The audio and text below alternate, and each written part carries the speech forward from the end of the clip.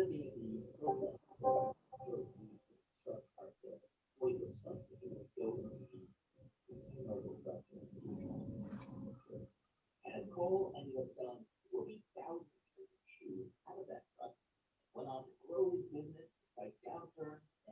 we? We're good to start. I was just wondering, does somebody have a TV on in the background? I'm hearing some noise. There we go. It's gone. So you can start at any point, Mayor. Okay. I will call to order this regular meeting of the Mount Pleasant City Commission this November 23rd, 2020. And I guess we'll stand for the Pledge of Allegiance. Hey, David. Allegiance to the flag of the United States of America and to the republic for which it stands, one nation, under God, indivisible, with liberty and justice for all.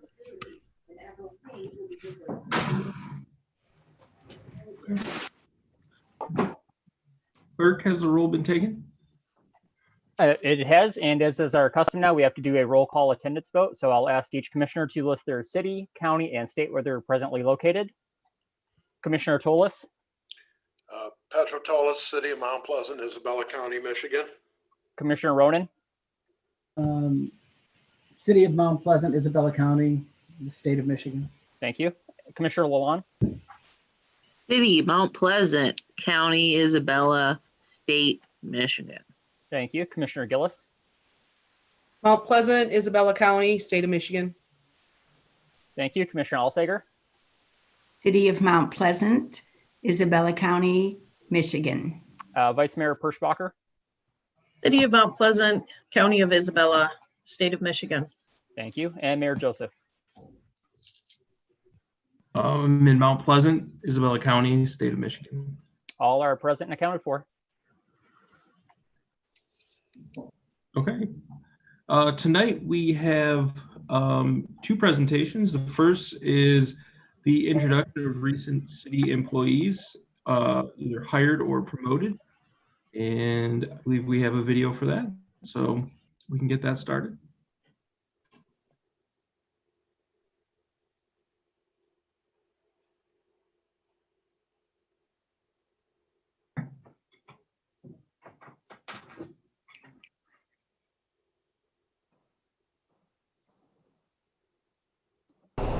Shar Rapoon has been the Human Resources Consultant for just over 8 years and has taken on numerous items such as the administration of all benefit plans, safety officer responsibilities, and creation of the Safety Alliance, workers' compensation administration, and she has assisted with every hiring process since 2012. Not to mention the numerous processes she oversees behind the scenes in HR. When Shar completed her master's degree through CMU, we began to discuss what the future looked like in the HR department. One thing became very clear. We needed to create a more intentional succession plan for the HR team, and making Shar the assistant director was the perfect first step. Please join me in congratulating Shar Rapoon in her new position as Assistant Director of Human Resources. I'm glad to announce that Tim Middleton has been promoted to the position of Deputy Director of DPW. After reviewing the structure of the division and realizing the number of substantial projects in store for both water and wastewater as the plants age, it was determined that the former assistant director role should be reconfigured to focus on those departments. Having recently gone through searches for both the director and assistant director, it was clear to me that Tim would be an excellent choice for this role. With his strong background in wastewater, uniquely qualified perspective regarding needed support for the plant superintendents, and proven track record for creative problem solving, Tim will be able to hit the ground running. I look forward to working with Tim and the water and wastewater teams to meet challenges as we go through the process of maintaining and updating the plants. It is anticipated that Tim will continue to primarily support the wastewater team for the next several weeks as we go through the justification process and look to fill the wastewater superintendent position. Please join me in congratulating Tim and wishing him well as he helps to lead the division and the city in continual improvement. I am glad to announce that Jason DeFighter has been promoted to the position of Water treatment plant superintendent. After advertising and going through applicants for the superintendent position, it became clear that Jason's credentials and skills are a good fit for the organization. Jason has 16 years of experience as a water operator, and through those years he has gathered the knowledge necessary to meet the needs of our water department and the personality to support the needs and creativity of the water department staff. The water team is excited to move forward, and Jason's experience will prove essential to his success in this new role and their success as a department. Please join me in congratulating Jason and wishing him well as he helps to lead the water team and continually improve our division and the city. Jacob Geis joined the fire department as a paid on-call firefighter on July 21st of this year. Jacob comes to us from Lansing Community College, where he is finishing his fire academy and EMT basic training. Welcome, Jacob. Doug Shar joined the fire department as a paid on-call firefighter on July 21st. Doug is also a corrections officer for the Isabella County Sheriff's Department. Please join me in welcoming Doug to the team. Isabel Hass joined the Finance Department on September 8th as the Utility Billing Supervisor. Isabel came to us from Illinois, where she has worked in municipal government for over 14 years. Most currently, Isabel managed the Utility Billing Department of 50,000 customers for Joliet, Illinois. Please join me in congratulating Isabel Hass in her new position as Utility Billing Supervisor.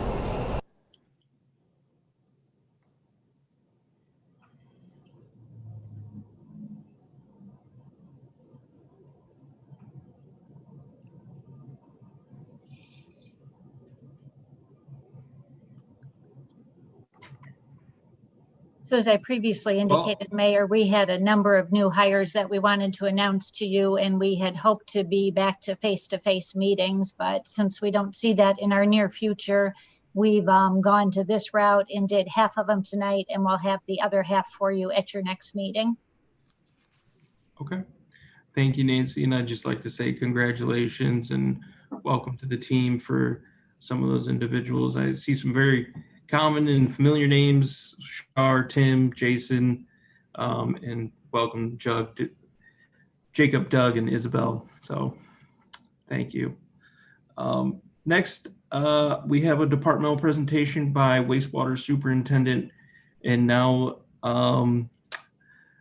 promoted Tim Middleton to our assistant director of DPW.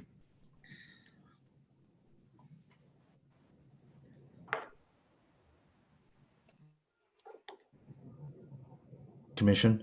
Tonight I would like to take you on a short journey through the water resource recovery system.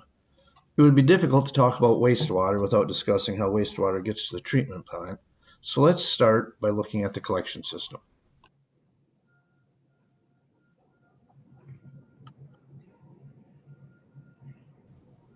Wastewater originates in our homes and businesses from toilets and sinks, but it also includes processed water from industries, commercial operations, as well as groundwater and rainwater. They all combine to become what we call wastewater influent. In the city of Mount Pleasant, wastewater is collected through approximately 77 miles of pipe called the collection system. Depending on your direction of travel, that is enough pipe to reach Seaboing, Lansing, or Grayling. All of that pipe will eventually require cleaning and inspection, some as often as annually. To access those pipes for cleaning and inspection, the city has 1,675 manhole structures spread throughout the collection system. In addition to those manholes, there are 15 lift stations throughout the city. In a perfect situation, a treatment plant is constructed at the lowest point in the city. This allows the wastewater to flow by gravity to the treatment plant. However, when the elevation of a residence is lower than that of the treatment plant or the nearest gravity sewer, then a lift station must be installed. The lift station contains a pump which lifts or pumps the wastewater to the nearest gravity sewer, which then allows the wastewater to flow to the treatment plant under its own accord. The 15 lift stations in the city contain a total of 32 pumps. 4 of the lift stations have stationary generators, or what are considered the most critical locations. In addition, there are 3 portable generators that are kept ready at the plant, and in the event of a catastrophic electrical failure, a portable pump can be staged at any location to bypass a lift station. Mixed in with all of the pipe, manholes, and lift stations are approximately 100 privately owned grease traps. These grease traps help to prevent sewer leads and mains from becoming plugged with grease and are inspected on a rotating basis by wastewater staff. On the right, you see a full grease trap that is letting grease into the manhole on the left.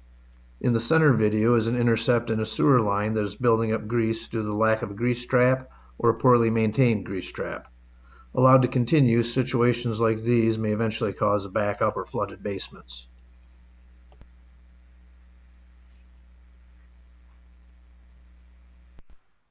Part of managing a collection system is making sure that it's being used appropriately. In 2019, the Michigan Department of Environment, Great Lakes, and Energy required that the city develop and implement an industrial pretreatment program.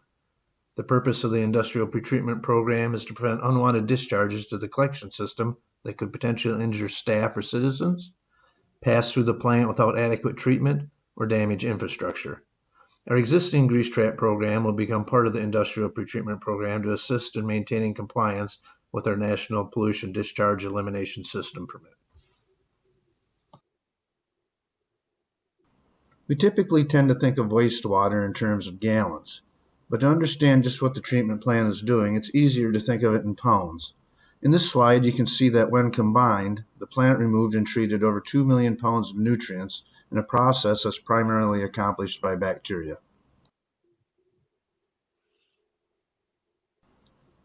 You may have noticed in the previous slide that 170 million gallons of the wastewater were clean water. This is water that enters the collection system through groundwater infiltration, surface runoff, or discharges to the sewer system from sump pumps, leaking manholes, and roof drains. Inflow and infiltration cost communities thousands of dollars a year in pumping costs and increase the potential for sanitary sewer overflows. Eliminating these sources is part of managing the wastewater system.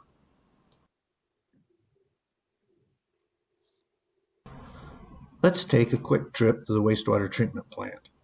Once wastewater reaches the treatment plant, it goes through several processes. The first is screening, where trash and debris larger than a quarter inch is removed, washed, and compacted prior to being sent to landfill. The flow is then measured and sent to the aerated grit chamber where sand, gravel, and dense organic debris is removed. Ferrous chloride is added at this location to aid in settling and phosphorus removal during the upcoming clarification process. Wastewater enters the primary clarifiers and slows down, allowing fine organic solids and precipitated phosphorus to settle. Grease, which floats to the top of the clarifiers, is skimmed off and sent to digestion, where it can be converted into methane. Along with the grease, organic solids that have settled in the clarifiers are sent to the anaerobic digestion process. Here, organics are reduced and converted into methane, and nutrients such as phosphorus and ammonia are concentrated. This process reduces pathogens and produces a Class B biosolid, which is amenable to being land applied as a fertilizer.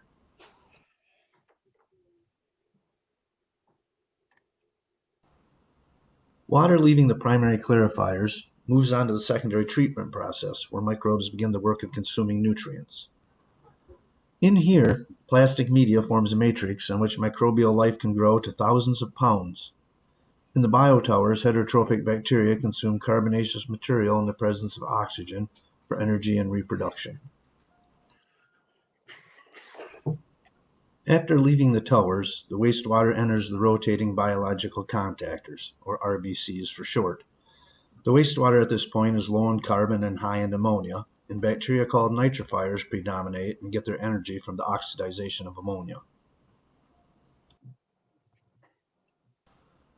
Treated water leaving the RBCs enters the final clarifiers where the water is once again slowed down and gives time for any remaining solids to be settled out.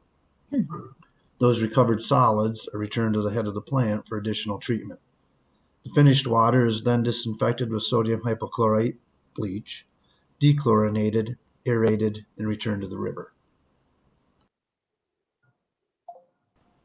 Lab technicians at the wastewater plant analyze thousands of samples a year to make sure we're meeting permit requirements and running the plant as efficiently as possible.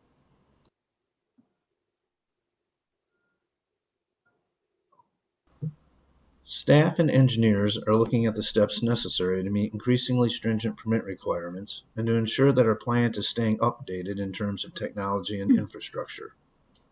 As you can see in the slide, the plant has went through an upgrade approximately every 23 years and is approaching that period again. The plant master plan currently being developed will guide us over the next 3 to 5 years as we implement upgrades and replacements.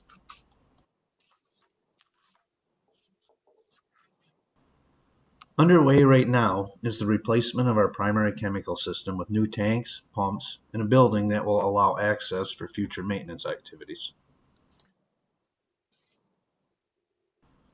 Our aging disinfection system is being replaced with a system that uses no chemicals and disinfects with ultraviolet light.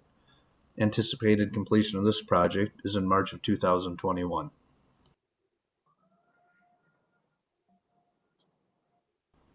As part of the 410 West Broadway project, the city received a new lift station in 2020. This was a significant upgrade to the collection system and offset upcoming maintenance expenses for several years.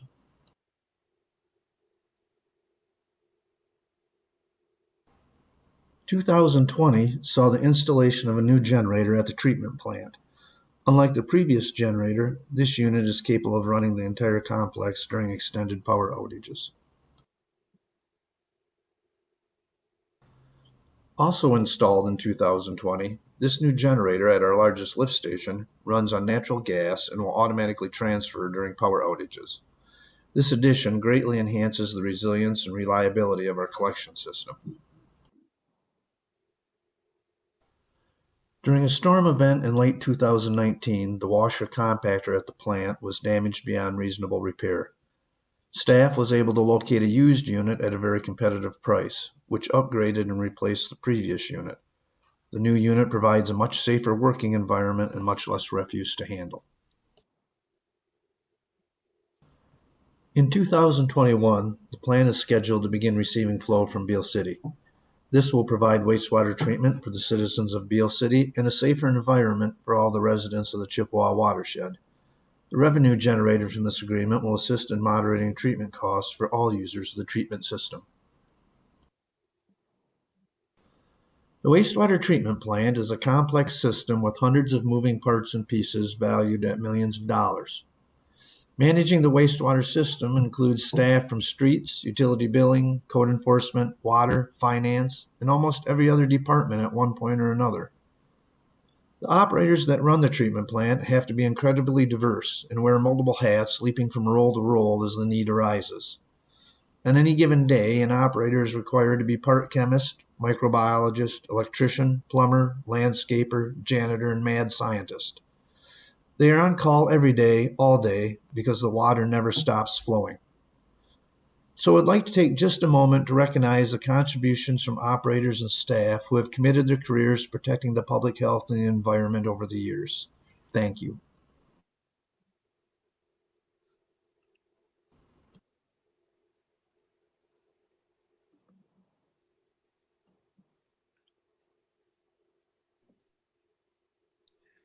Well, certainly that was a really great presentation, and I learned a couple of things and saw some familiar faces as well, and that was nice. Is Tim with us tonight? Yes, he is, Mayor. He's available if you have any questions for him. Do we have any questions for Tim?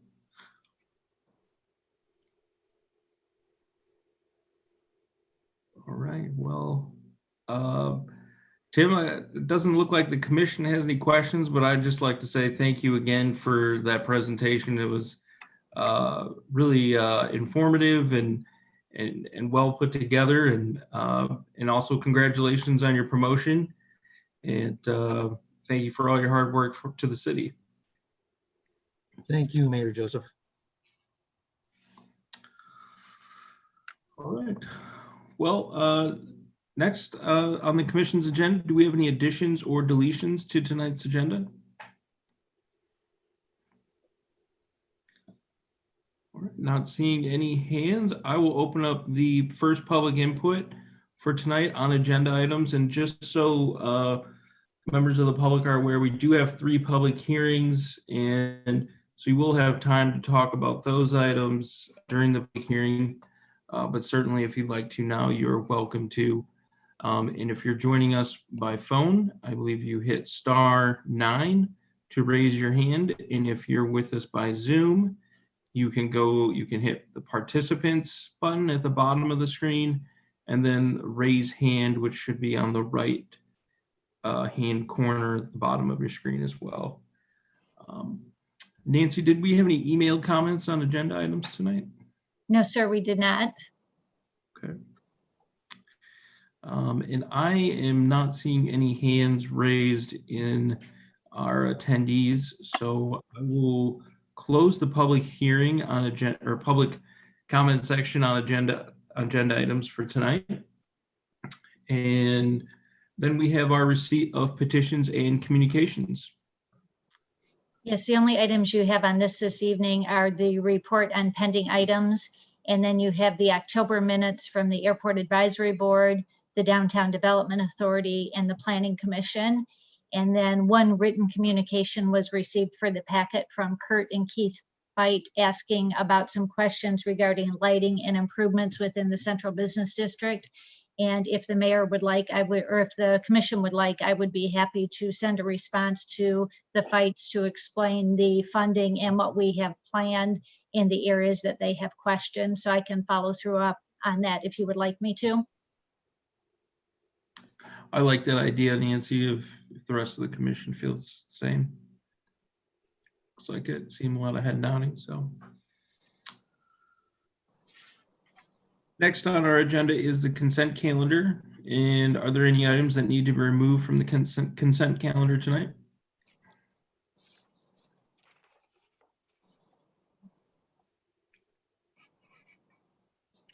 Okay. All right, without any comment, then Nancy, can you walk us through the consent calendar for the evening? Yes, the items we have on the consent calendar tonight are for the approval of the minutes of your regular meeting of November 9th.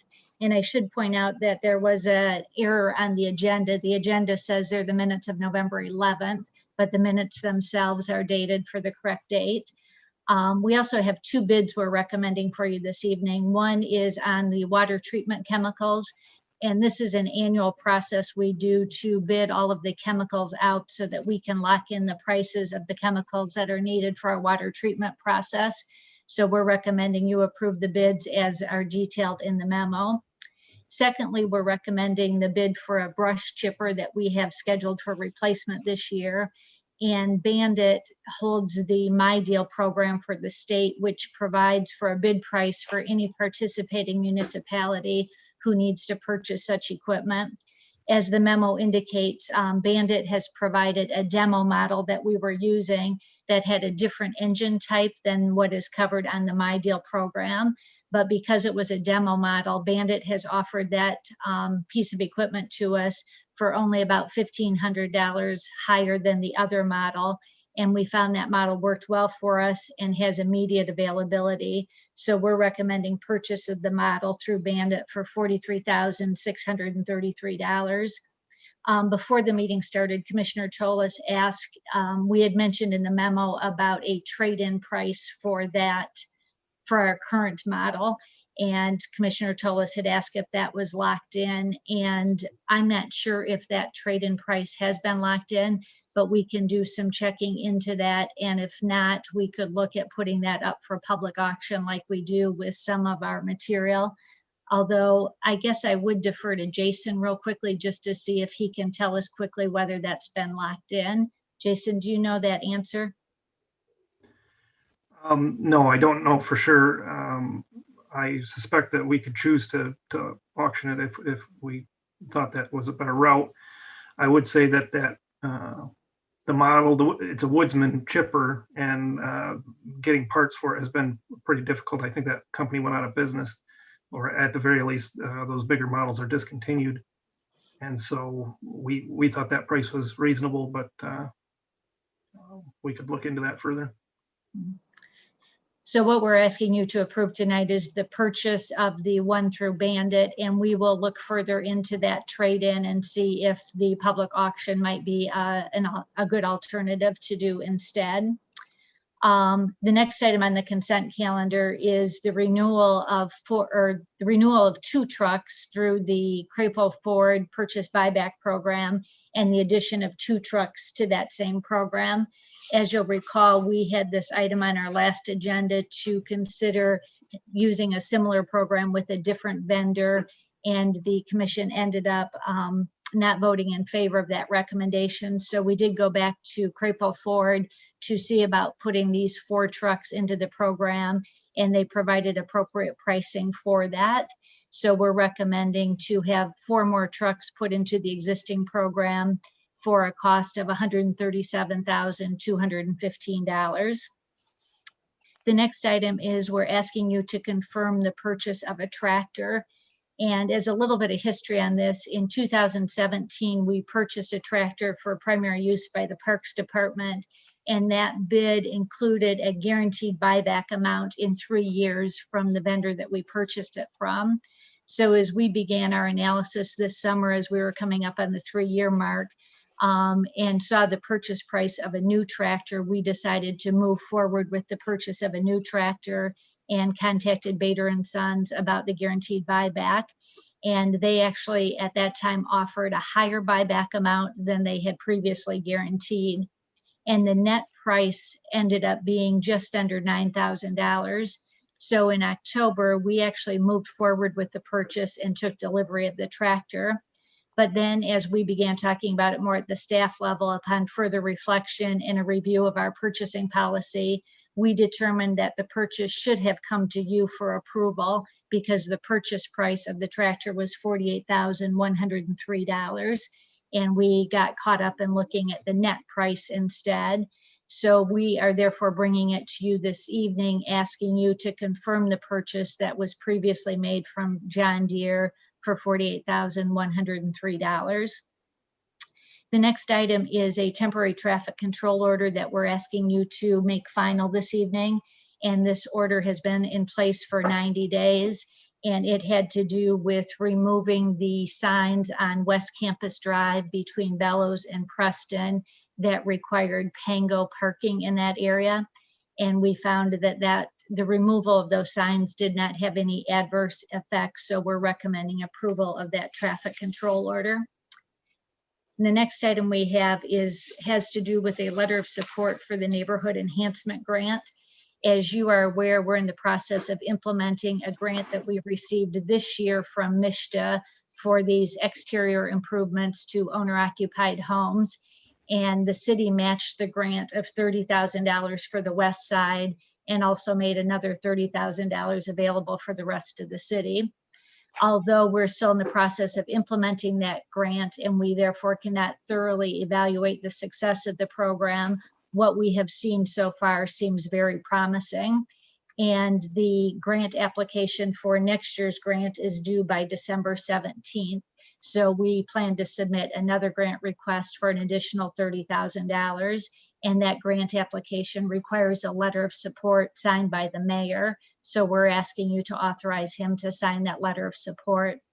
I should tell you that if the grant is awarded in February, at that point we'll be in a better position to evaluate the positive impact of the existing program. And it's highly likely that we will make another recommendation to match that grant with some city funds again. And the next item is we're recommending an extension of our existing labor agreement with our TPOM group, which is the union that is comprised of our DPW workers, our office professionals, and our code staff, which expires on December 31st of this year. Due to the challenges with negotiating a contract virtually and the unknown economic impact, we've agreed to a 1-year extension of the contract under the same terms. Although this union would receive an across-the-board wage increase in April if our professional and administrative group receives a wage increase in April of 2021. The union has ratified the extension and we're asking for you to authorize the mayor to sign that extension. And then lastly, this evening, we have the approval of payrolls and warrants. Commissioner Gillis. Yeah, I move to accept the consent calendar as presented. And Commissioner Elsager. I will second that. Any discussion on the consent calendar tonight?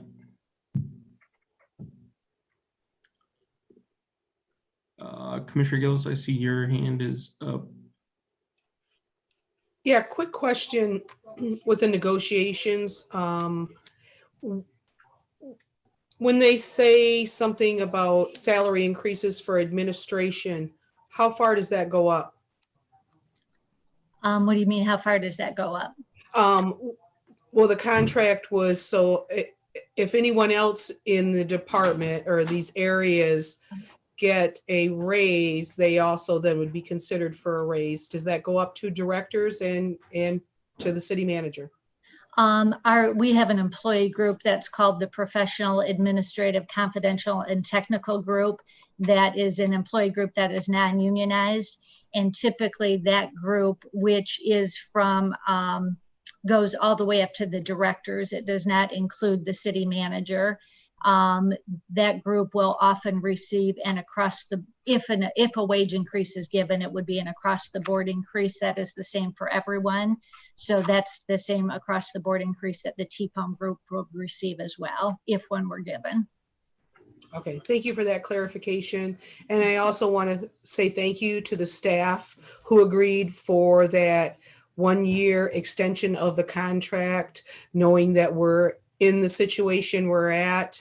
I really appreciate them considering this and allowing that contract to remain for another year. So thank you, staff. Commissioner Toles. Nancy, quick question on the tractor purchase from Bader's. Is there any kind of guaranteed buyback on this 2020 we're buying? I'm going to defer to Jason on that one, Commissioner Toles, because I don't know off the top of my head. Jason, does this one have a guaranteed buyback? No, it wasn't bid out, so it wasn't, there wasn't a requirement for that offer. We did, being that they actually, we ended up with more than they gave the first time around. It seems reasonable to take a look at this every 3 years and see if it makes sense to purchase new rather than letting it get to the age where it requires a bunch of maintenance and that. So yeah, it seems like a real good deal. You wind up using a brand new tractor for 3 years for under $9,000. yeah, exactly. Yeah, it's substantial savings. $3,000 a year. Yep. Okay, thank you. Yep.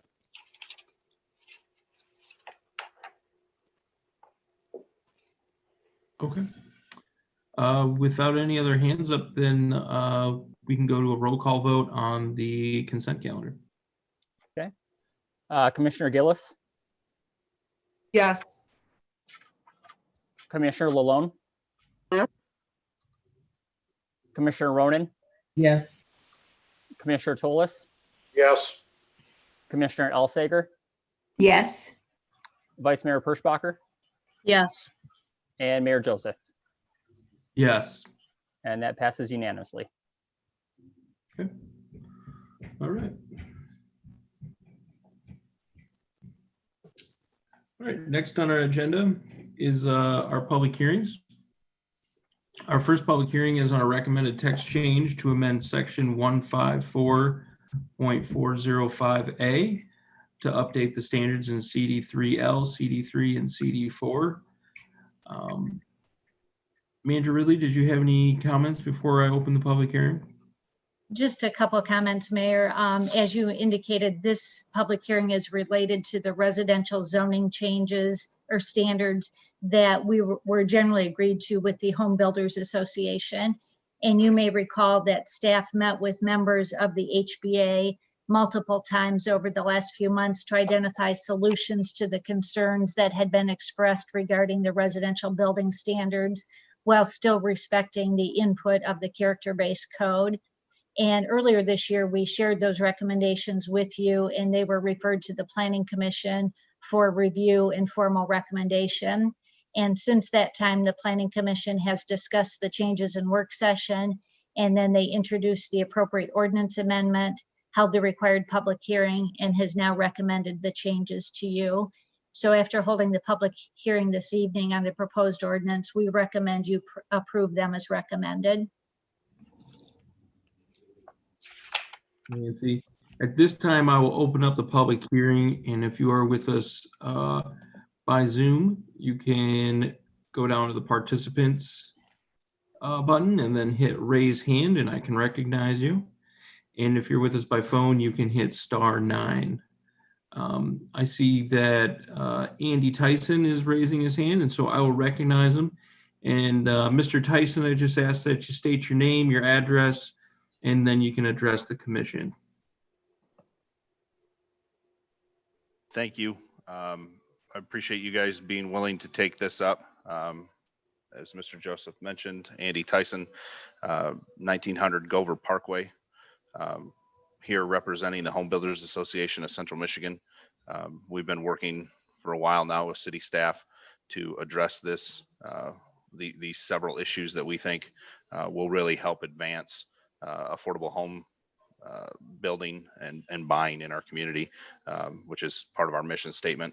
And so we appreciate city staff's willingness to help us work through these challenges. And I think we've come to a good solution.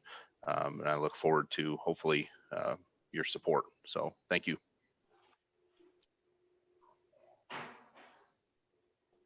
Thank you, Mr. Tyson. I don't see any other hands up in the attendees section. And so at this point, I will close the public hearing and turn it over to the commission for discussion. Commissioner Tolis? I'll make a motion to approve the changes to 154-405A to update the standard regarding residential housing as presented. Commissioner Elsager? I will second that. Okay, we have a motion and a second, and I'll open up the floor for discussion. Vice Mayor Perschbacher? Yes, I'd like to thank the Home Builders Association of Central Michigan for their willingness to come forward and work with the Planning Commission and be open-minded so that we could put something together that worked for everyone. I commend them on that ability to put aside some of the frustrations that we had earlier this year and part of last year and really work together as a team. I appreciate that. Commissioner Tolis, I see your hand is up. Thank you. I want to thank Mr. Tyson and the home builders for getting with the Planning Commission and getting this resolved. It's been a long 3 years, and I'm glad this is finally done and we can move on and start generating some tax base.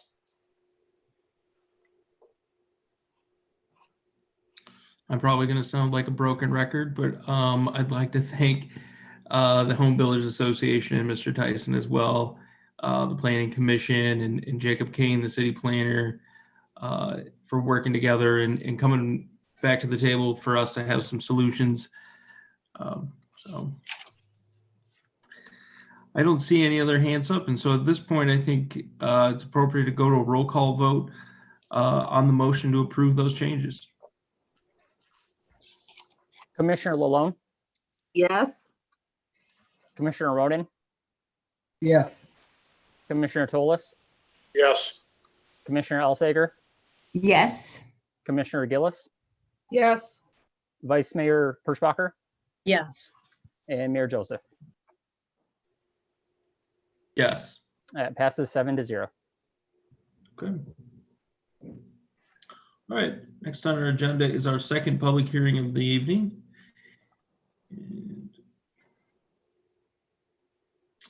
it is a public hearing to amend Chapter 150 of the Mount Pleasant City Code to create a new division entitled Property Standards to regulate property conditions and amend Section 150.99 and to repeal and relocate the regulations in Section 96.9 pertaining to inoperable vehicles and consider approval.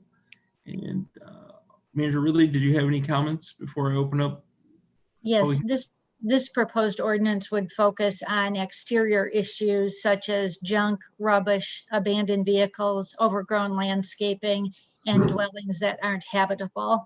And it's intended to minimize the negative impacts these types of things can have on adjacent or surrounding property owners. This ordinance would provide a tool for setting expectations and beginning to work with property owners to determine what is needed. As with all ordinances, our goal is to first educate and assist property owners to try to resolve these concerns. And as many of you are aware, in instances such as this, the Neighborhood Resource Unit will first try to work with property owners based on their current situation.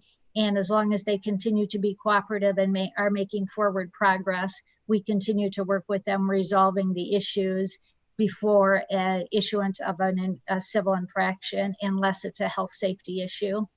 I should note that Commissioner Tolis has shared some information with us about 3 towing companies who have offered to pick up abandoned vehicles in instances where finances may be an issue.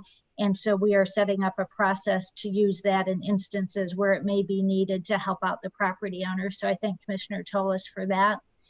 As we continue to work with property owners and identify other broad-based needs or barriers that they're running into to resolve these issues, we may make future recommendations to you for additional programs to assist property owners.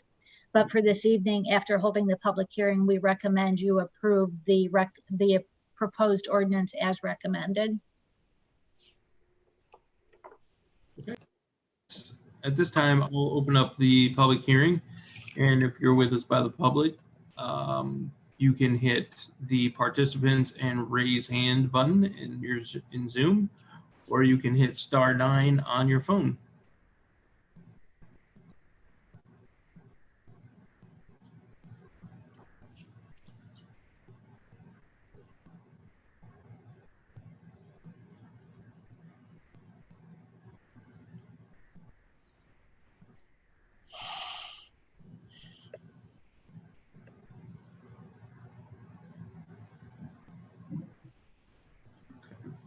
I'm not seeing any hands raised in Zoom, so at this time I will close the public hearing. And I see Commissioner Tolis has his hand up. Thank you. I just wanted to add one thing to Manager Ridley on the picking up of the abandoned vehicles. The tow companies will haul them for free and only request 2 items that you call for an appointment, and then have the title available when they come to pick up the vehicle. And then I will also make a motion to approve the recommended ordinance amendment to Chapter 150 of the Mount Pleasant Code as presented tonight. Okay, and Commissioner Gillis? Second. So we have a motion and a second, and open up the floor for discussion. Commissioner Tolis, your hand is up. That was from before, Mayor. Excuse me. Okay, no problem. Commissioner Alsager? I just wanted to comment that I think this is a good step forward for our city and appreciate the work that's been done, and I will be supporting this motion. Commissioner Gillis? Yes, I want to echo that of Commissioner Alsager. I want to thank Assistant Fire Chief Lobsinger for all his work. And I'm sure there were other few people that helped him along with some of the tricky parts of this ordinance. So, but I really believe that we've had community members ask to go into this realm for a blight ordinance. This is a very scaled down blight ordinance, but a very good place to start. And with the grants that are coming in to help homeowners with some of their improvements, I also will be supporting this. And I'm so grateful that we finally arranged to have something on the books. Thank you. I will probably sound familiar. I for a long time have been skeptical of the property maintenance ordinance just because of the complications that it can put an individual in if they're not financially able to rectify the situations that they may be in. But I think that this ordinance starts off slow, and I'd like to thank Mr. Lobsinger as well for his time and his commitment and sharing the idea that, you know, we have to have the ordinance on the books so that we can, you know, get the assistance that we might need from outside organizations to help those people who may find themselves in you know, in hard times and to get out of you know, the crosshairs of our code enforcement. And so I think this ordinance will be beneficial to the city, and I will also be supporting it. So.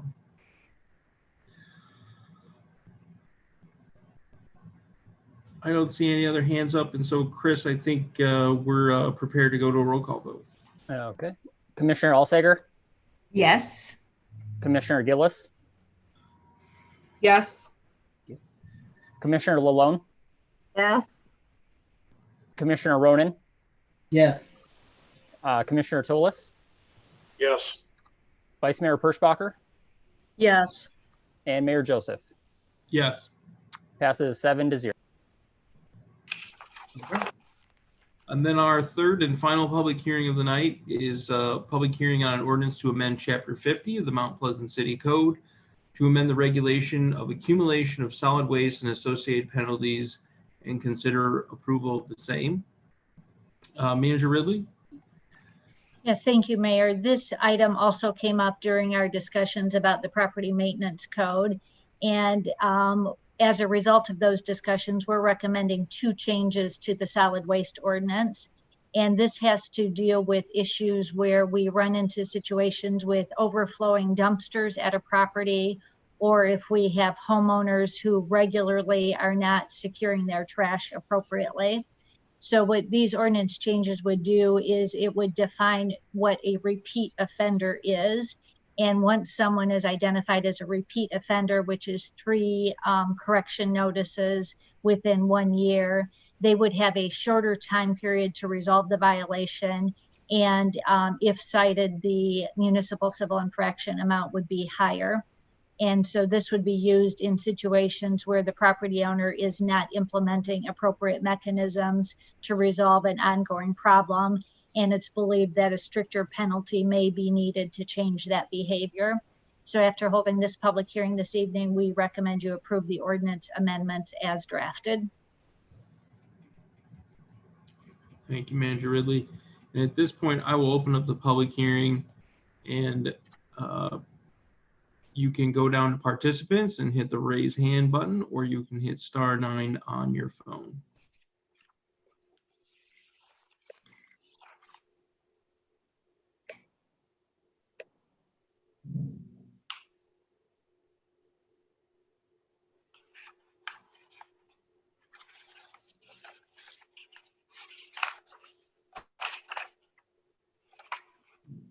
I don't see any hands raised, and so at this point, I think I'm comfortable closing the public hearing.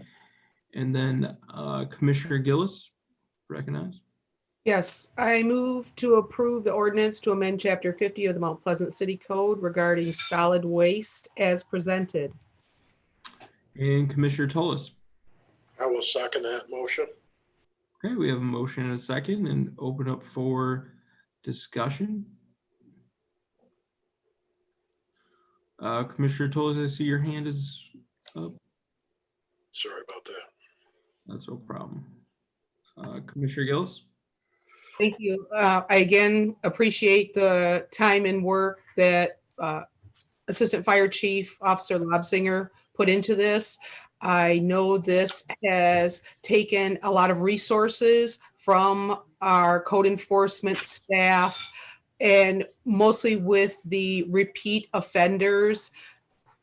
So I really think this will help many neighborhoods that have had these problems or these types of waste problems where garbage is drone all over someone's front lawn, or dumpsters that aren't dumped until they're overflowing onto a parking lot or onto a property.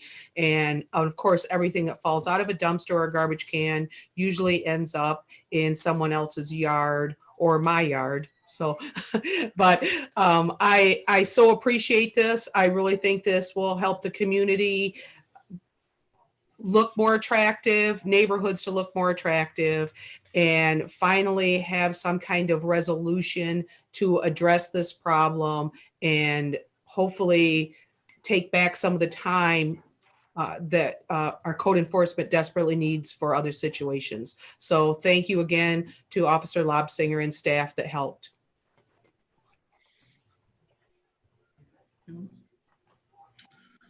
I just wanted to say that I really like this ordinance. I think it's going to address an important health and safety issue for our community, and puts the responsibility on those who are trying to skirt their responsibility, I think. So with no other hands up, I think we can go to a roll call vote on the ordinance. Okay. Commissioner Tolis, Yes. Commissioner Gillis, Yes. Commissioner Elsager, Yes. Commissioner Lalone, Yes. Commissioner Ronan, Yes. Vice Mayor Perschbacher, Yes. Mayor Joseph. Yes. That passes 7-0. Okay. All right, next on our agenda is item number 17, which is consider a resolution to amend implementation of multifamily unit optional trash carts. And I'll hand this over to Manager Ridley. Yes, as the commission knows, our solid waste ordinance has always required single-family residential and other units that are 3 or less units to use the city solid waste pickup program. And then it's been optional for other multifamily units in the city to use. And earlier this year, based on feedback received, the ordinance was changed to allow an additional option for duplexes and triplexes in the city so that they could utilize trash carts instead of bag tags. And we sent a mailing out to individuals to let them, or to property owners to let them know of this additional option. And I have to say that our letter caused a little bit of confusion because we sent it to all multiple family property owners. And so some of the ones who are not duplexes and triplexes interpreted the letter to mean that they were required to use the city system, where really what we were trying to do was let them know there was another option available to them. So we did field a number of phone calls to help clarify that for those multifamily units that are more than 3 units. And I think we've addressed those concerns from the people we've heard from. But some of our phone calls from the duplexes and triplexes caused us to go back and reconsider 2 of the implementation parameters that we had recommended to you. And so tonight we're recommending that you change 2 of those implementation parameters for duplexes and triplexes. And the first change that we're recommending is that we think it makes more sense probably for the property owner to decide how many trash carts are needed. Because when we had brought it to you, we had drafted the resolution saying how many carts a duplex would need and how many carts a triplex would need. And in talking to property owners, we think they're probably in a better position to be able to determine how many trash carts are actually needed. The second change that we're recommending to you is, as you know, since it's a voluntary program, we were hesitant to set up a separate billing system. So we were trying to find an existing billing system that would work for this.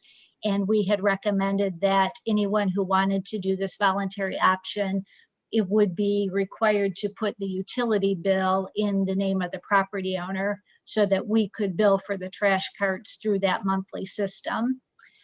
Some property owners indicated some concerns with that because they don't currently have the utility bills in the property owner's name.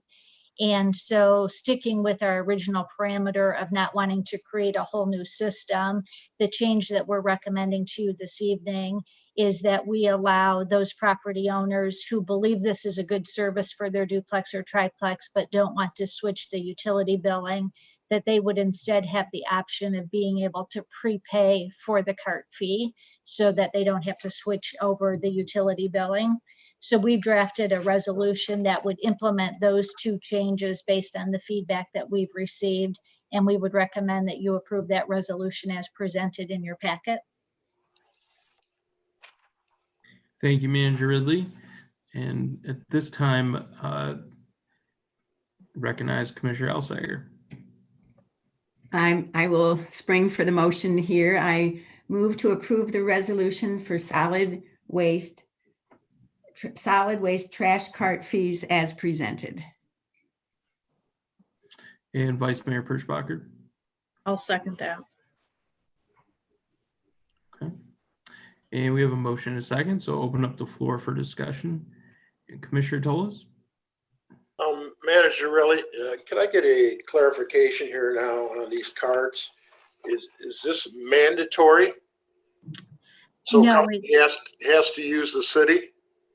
Well, any property owner that has a single family, a duplex or a triplex has always been required to use the city system.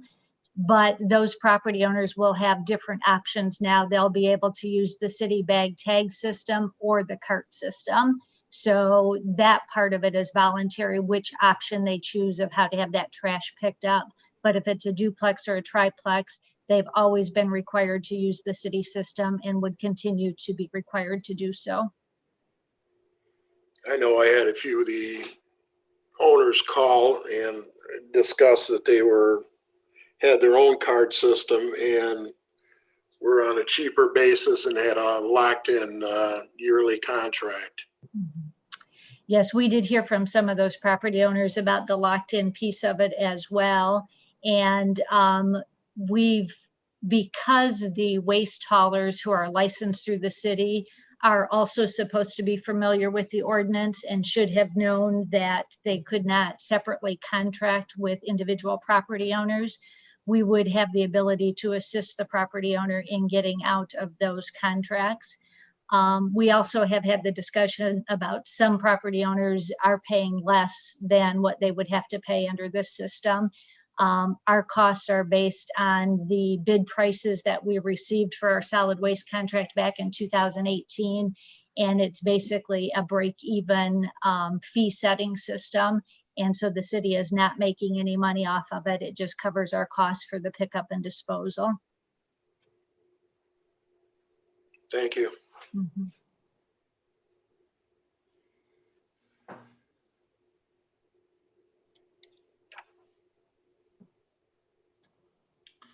I just wanted to voice my support for this resolution. I think that staff has worked hard to find up a solution to some of the concerns that were brought to us earlier in the year.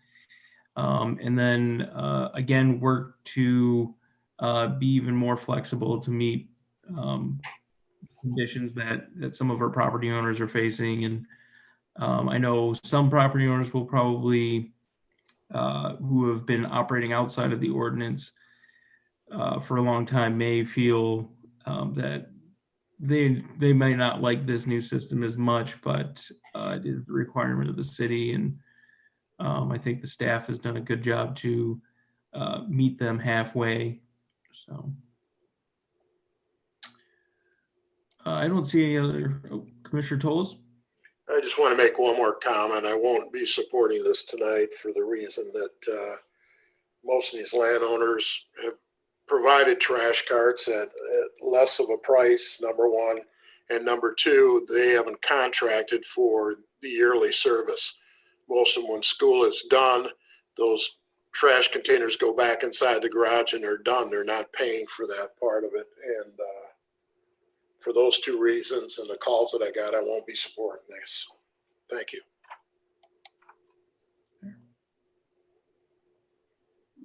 Okay.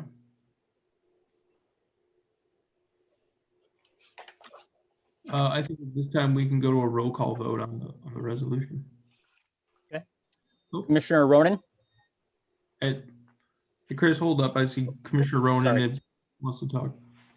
George, you're muted, so I can't hear you. I apologize, Chris. I'm a little slow, and I did want to just question one small piece, though. I like the idea of allowing the utility bill to stay in the name of sometimes people renting, depending upon the setup the the landlord may have, right? They may have their own meter, there's complicated ways. So that flexibility is good. Is there some reason why it couldn't be set up so that the person who has a utility bill, if it's someone renting, couldn't also take care of the fee for the trash removal? Do you know what I mean? So the renter would have to commit for a year, because the ordinance says that when you set up the trash cart, it has to be a year-long commitment. So Commissioner Ronan, I think we would have to have some documentation to prove that that rental unit is in place for the following year in order to be able to do that. Can I ask a follow-up question? Mm-hmm. Go ahead. So why are we in the, I apologize, I'm just trying to remember this. I remember when we discussed it. The year commitment was set up by the trash hauler to cover the cost of the carts. Is that right? Is that what I remember, Nancy? Or am I? I don't recall it being a requirement of the well, part of it was the trash hauler, because they have to deliver the cart and then they have to pick up the cart when it's over. So I think in our discussions with them to make sure that this was run efficiently, we came to the agreement that it would be a 1-year commitment. I don't know that they necessarily required it. It was more of a, how can we make this as efficient as possible? Can I do one more follow-up question? Then I'll be quiet. Yeah, because it is true. I mean, my guess is some of these people who rent to students probably don't pay for trash hauling during the summer if the students are gone, right? I mean. So in those cases, the bag tag system may work better for them, because with the bag tag system, you only pay when you have trash out. So that might be the better alternative in those circumstances. Thank you very much, Madam President. Thank you.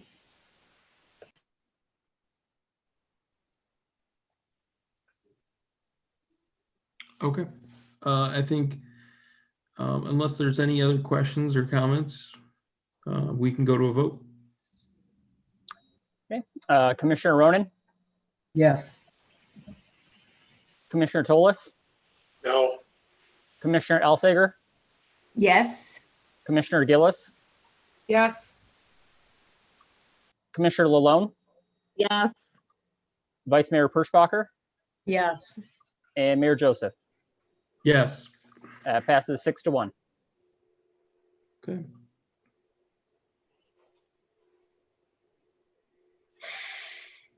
Next on our agenda is item number 18, which is to consider setting a public hearing for December 14th, 2020, as required for Green Tree Cooperative Grocery Incorporated through the Michigan Community Development Block Grant Revolving Loan Fund Program. And I'll hand this over to Manager Ridley to give an explanation and overview. Yes, in this instance, the Revolving Loan Fund Committee has approved a loan for Green Tree Grocery. And one of the requirements of the Revolving Loan Fund process is to hold a public hearing to obtain public input on that loan. And as just a way of history for some of the newer commissioners, in 2013, the city was required to send our outstanding revolving loan funds to be used across the region, as we had not had success loaning out our funds due to some fairly restrictive eligibility requirements of the funds. And so the funds were made available to Region 5, and the state required that they be administered by a third party, which is Northern Initiatives. So Northern Initiatives and the Revolving Loan Fund Committee have approved a loan for Green Tree Cooperative at 410 West Broadway. And the city doesn't really have authority over the loan approval, but is required to hold the public hearing within the jurisdiction. And then after that point in time, Northern Initiatives would do the paperwork to finalize the loan.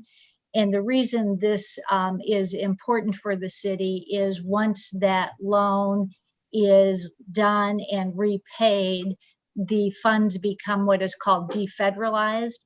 And that means that many of the eligibility requirements that go for them end up going away.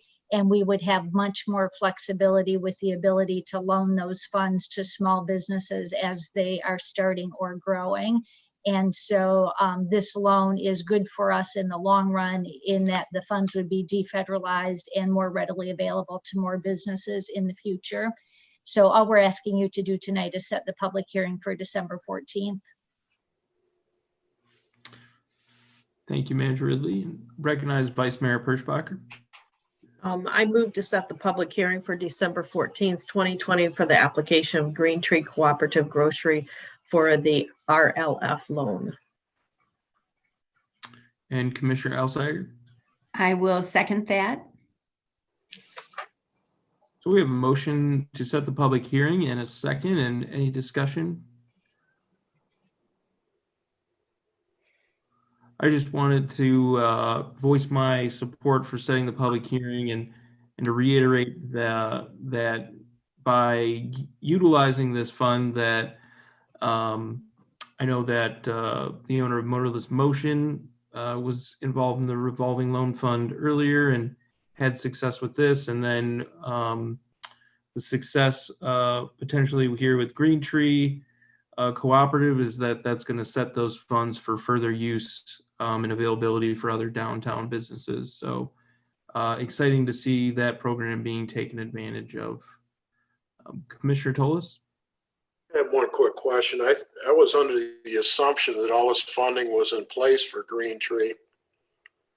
And now I'm looking at this and they need trying to acquire a $320,000 loan for equipment and inventory. I mean, this is sort of late in the game. That building's already started. And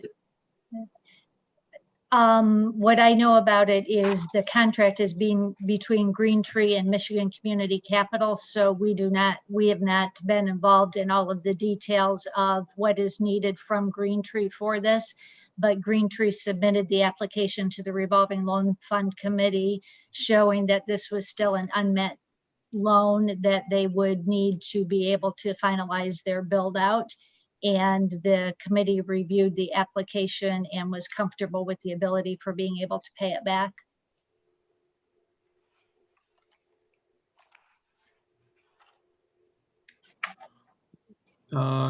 Without any other questions, comments, or concerns, I think we can go to a roll call vote on setting the public hearing. Okay, Commissioner Alsager, Yes. Commissioner Gillis, Yes. Commissioner Lalone, Yes. Commissioner Ronan, Yes. Commissioner Tolis, No, Vice Mayor Perschbacher, Yes. and Mayor Joseph. Yes. Passes 6-1. Okay. Next is item number 20, which is to consider appointments to the various city boards and commissions as recommended by the Appointments Committee. And at this point, I'll just hand it over to Vice Mayor Perschbacher, who is the chairwoman of the Appointments Committee. All right, let me get to that on the, there it is. Okay, so we have a number of reappointments. As you can see, we have a number of people that are willing to play this game again. So we're hoping that all of these that have been reached out to, that they are raring to go in 2021. The appointments board met today with some other recommendations that we are going to be bringing to you on the next meeting, last meeting of the year, hopefully. But there doesn't seem to be anyone on here that did not want to do this again. And I really appreciate the fact that, you know, residents of Mount Pleasant are willing to come and serve on these boards. They're very important boards. They don't serve all the time. Many of them don't meet every month, but all of them are very important boards. And I'm very happy to know that so many of them are willing to continue with us. Okay. Thank you, Vice Mayor Perschbacher. And at this time, I'd entertain a motion for the reappointment of all the applicants. Commissioner Alsager. I move to approve the reappointments as recommended by the Appointments Committee. And Commissioner Tolis. I'll support that. Okay, we have a motion and a second to support all of the reappointments. And any discussion? None? Well, actually, Commissioner Tolis, you have your hand up, but I'm assuming that's from... That was from the second, Mayor. All right, Chris, I think we can go for a roll call vote. Okay. Commissioner Gillis, Yes. Commissioner Lalone, Yes. Commissioner Ronan, Yes. Commissioner Tolis, Yes. Commissioner Alsager, Yes. Vice Mayor Perschbacher, Yes. and Mayor Joseph. Yes. Passes 7-0.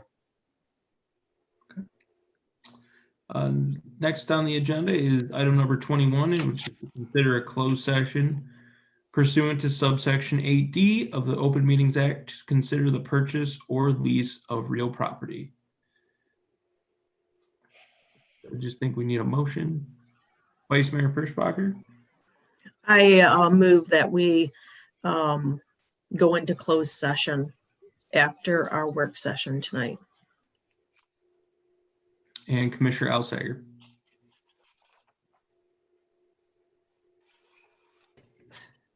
I'll second that. Okay, so Chris, I think we can go to a roll call vote on going into closed session.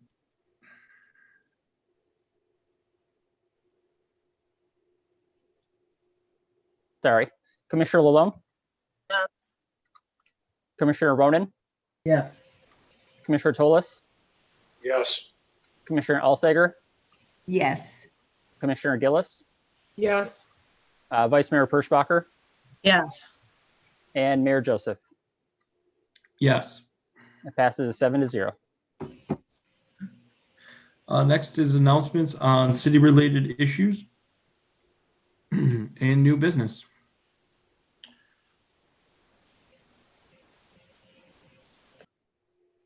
Commissioner Gillis. Hi, Laura, you're, I think you're muted. Thank you. I was wondering if we may be able to get the vacancies listed on our website under boards and commissions, or if I'm just missing it somewhere. I know at one time it was on the home page that showed the vacancies. I looked at the boards and commission page, and even though we have all the boxes that describe every board that we need community members to be involved with, I was, other than looking at the roster and going down and seeing the vacancies, there isn't a listing. There used to be on the website. Was wondering if that could be reinitiated. What we've done, Commissioner Gillis, is you're right, during the rest of the year, we just have a listing of the vacancies. But since this is the time period where we're doing our mass appointments and we try to get as many applications as we can in, because this is the only time we advertise for all of the boards and commissions, so that as vacancies occur throughout the year, the appointments committee and the city commission hopefully would have applicants on file to be able to look at. So we typically wait till we get through this process before we show what the remaining vacancies are at that point in time. So that's why it's set up the way it is. We could look at adding a specific list to it, but that typically has not been our practice. Okay, I must be misremembering something then, because I thought that we had it on the very home page and it said vacancies. Yeah, I think it's always been on the board and commission page, but I could be wrong. I can double check that. Okay. I just think it would be convenient rather after this end of the year reappointment, that happen again. Like I say, even in the summer when I was looking for it, when I was making the announcements here and looking for the vacancies, I literally had to go to the roster and then read down the vacancies, but maybe I was just missing it somewhere. I'll double check on that, Commissioner Gillis. I'm not sure. I appreciate that. Thank you. And another question for you, Manager Ridley. Could you, if you have this information, do you know what happened to the appeal for Mr. Swindlehurst's igloo on Wednesday? I know he went to the Fire Building Sanitary Sewer Commission. He ended up not applying for the appeal, so the meeting was not held. You mean after we publicized it in the paper and paid for that publication? That is correct. Did he pay the fee to have that? No, he didn't, because we probably jumped the gun in doing that publication to try to keep things moving along, because he had not formally applied by the time we did the notification in the paper. So that was likely our error in trying to keep it moving along. Well, I hope we learned from that lesson. Yes, we did. Okay, because we paid for a publication out of our pockets, taxpayer pockets, but I understand where you were coming from. So, unfortunately, like I say, we paid for that. But I'm hoping that he then accommodates the building code and makes the opening to those igloos accessible, or whatever the height was. And another quick question, do we, I know I had some considerations in the budget about monies not being back in the Economic Initiative Fund, but I was wondering if you knew, or anyone that's listening behind the scenes and staff, if we have any bucket of money that we could contribute as the city of Mount Pleasant to the swimming pool. I know back in the 1990s when our historic swimming pool was taken down because the pumps weren't replaced, I think it was a $75,000 expenditure that would have kept that historic pool up and running. It was on the historical registry. I actually went to a city commission and was, along with many other community members that filled the chambers at that time, that were upset about the swimming pool being razed to the ground, and happened at 7 o'clock the next morning after that meeting that night. Bulldozers were in at 7 in the morning to take that pool down, almost like the decision had already been made. But we were then promised as a community that we'd find some way for an extra swimming hole, which ended up being over on Adams Street by Mill Pond Park, that lasted about a year after about $250,000 outlay of taxpayer money to try to turn that into a swimming area that was nice for 1 year, but by the next year had started algae growth and such, where it just went on to what we see today. But is there any monies where we could help contribute to the cost of the building of the pool, where then we could have less of a millage that we're asking our community members to bear? The funds that would be available for that kind of a decision would either be funds out of the unassigned fund balance in the general fund or out of the Economic Initiatives Fund, because I think an argument could be made that having such an amenity in our community does help with the economic development of the region. So I would think those two areas would be a possible place to allocate funds from if the commission desired to do that. Okay, that's good to know. I thought that was one of the buckets, the Economic Initiative Fund. I just wanted to, how we could tie that into being a force for economic development. So that's good to know. I'm glad I asked that. So maybe the other commissioners can start giving some thought to maybe alleviating part of that millage that we're going to be asking our city taxpayers to pay. And I also want to ask everyone to continue to mitigate our COVID-19 uptick and the pandemic we are currently in by masking up, social distancing, and please staying home whenever possible.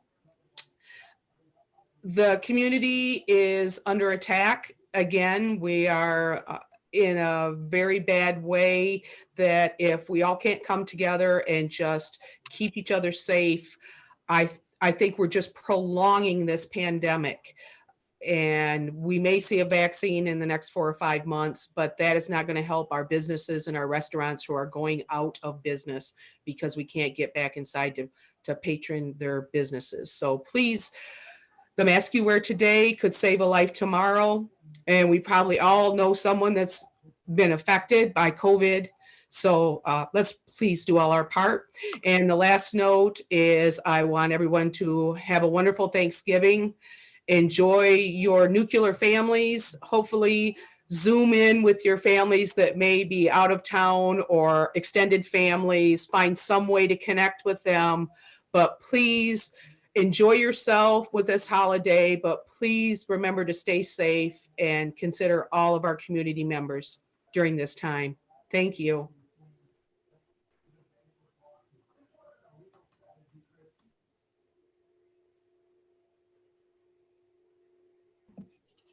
Vice Mayor Perschbacher. Yes, I would like, there's one thing that I would like to announce. And I noticed that he is in our attendees. Jim McBride recently was awarded by the MEDC the Economic Developer of the Year in 2020. And I'd like to congratulate him on that. Also, you know, as Commissioner Gillis was saying, it is very important that we take what is happening, this pandemic, very serious. We need to wear a mask. I am currently at home because I am quarantining right now. I have family members that are infected. I have family members who have lost multiple friends from this. This is not something that we want to take lightly. We want our community to survive, and the way we survive is we come together, we work together, we protect each other. And I do hope that everyone stays home and enjoys their Thanksgiving, watches some, you know, It's a Wonderful Life on the Hallmark Channel or whatever you do for the holiday festivities, and enjoy the people that are around you and reach out to those that you haven't talked to in a while and let them know that you care. Thank you. Mayor, if I may, I have a couple of things, if that's okay. Of course. As both of the commissioners alluded to, we've had a little bit of a change since our last meeting in that the newest public health order was issued on Sunday evening about 8 days ago now. And so I just wanted to reiterate that our response to that at the city organization level is that we are encouraging all of our residents to do as much of their office work online as possible. So we're encouraging our residents to use online payments, to email us, to call us, and discouraging them from coming in person. But in those instances where a transaction does require a face-to-face interaction, we will schedule an appointment for the resident or the property owner to come in so that we can take care of that business. But we have as many of our office staff working remotely as we can to try to help do our part. So that has been a change since we last met. And then one other quick thing that I wanted to mention is because we were not able to hold Ladies' Night Out downtown this year, which is typically done around this time of year to attract people to our downtown businesses, we repurposed some of those funds and we made some painters available to paint some of the downtown windows on a first come, first served basis. And we're in the process of having those artists paint 23 windows. And I have pictures of a couple of them that I was going to try to share my screen and show you this evening. I've never shared a screen during a city commission meeting, so I'm hoping this works well, but let me try this. So you should be seeing a picture of Hall of Heroes, and you can see on the right-hand side, it's got some snowmen, and I think that's Charlie Brown maybe. And then I've got a couple other ones to show you. This is, oops. I guess I have to do this one at a time. Here is one that is at Herbs Etc. And I've got one more that I will show you because I didn't realize I was going to have to do this one at a time. This one is at one of the downtown bars. I think it's at the Bird. And so that is an example of what you will see downtown is, and as I indicated, over the next week, more of those will be painted, and we'll have 23 done by the time it is done. And we're hoping that will attract people to be outside and get some fresh air, but also if the store isn't busy, to go in and spend some of your hard-earned monies at some of our local establishments. Nancy, we didn't see the last one. Oh, let me try that again.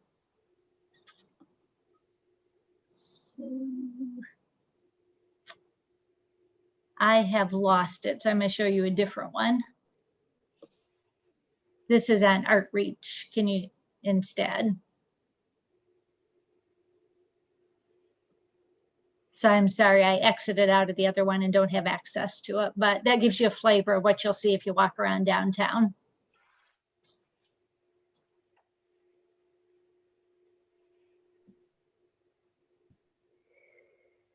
They look very nice.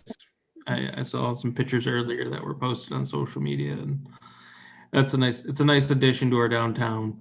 And I think it's important this year, especially with the struggles that a lot of our local businesses have been going through, that during this holiday season, that if you do some holiday shopping, to keep your local businesses in mind.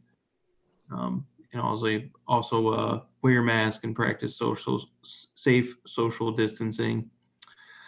I'd also like to remind the public about just the high numbers of infection rates here locally in mid-Michigan and across the state and across the country as well. And that with the holidays coming up, it's very important for us to stay vigilant. And I know that in my family, I'll be celebrating Thanksgiving here in Mount Pleasant, just with me and my girlfriend, and probably just giving my folks a call home and checking in on Thanksgiving, because that's the safe and responsible thing to do. And I know that's a tough decision, and so I feel people's pain, but I would encourage to limit your travel and limit your exposure during these tough times. I'd also like to congratulate the recent CMU graduates. For those who are just graduating, it's probably been quite a journey and an unexpected way to finish. And also congratulations to our incoming freshmen who have had an interesting first semester experience, unlike probably any other freshman class in over 100 years. So congratulations on finishing the semester as well. I'd just like to remind the public that problems of poverty and homelessness are hitting hard, especially home this year, and that our local homeless shelter, ICRH, is accepting volunteers and donations, and you can look on how to help at icrhouse.org. And I know that the Soup Kitchen is seeing record turnout this year, and so if you can help them out in any way, I know they're accepting food donations. And there was the recent Fill the Mayflower at Rick's, and I think they had a lot of people come out and contribute, and so that was nice to see. And then I just wanted to remind the public about fall leaf pickup. that's wrapping up here soon. And I don't know if Jason would like to, or Jason or Nancy would like to just sort of give an update and the dates for the public on when to get those leaves out and when we're going to be picking them up. Our last pickup starts on Monday, November 30th, and we will just go through the city one last time on that week. And generally that only takes us a day or two to get through. So the leaves have to be out by Monday morning of November 30th in order to make that last pickup. Jason, anything to add to that? Nope, just that we've got our fingers crossed that the weather will cooperate. Yep. So far, so good. Thank you, Jason. Yep. Thank you, Nancy. Yep. Any other announcements or city-related business to bring up? Okay. With that, I think we can open up the second public comment section on city-related issues. And so I will open up that. And if you're with us by Zoom, you can go to participants and the raise hand. And if you're with us by phone, you can hit *9. Nancy, did we have any email comments for the commission? No, sir. No email comments came in for this part of the agenda. Okay. In our attendees, I see a lot of familiar names. And so I think I feel comfortable closing the public comment section on city-related issues. And at this point, we do have a work session on our 2021 operating budget. But let's take a 5-minute recess, and we will reconvene for that work session.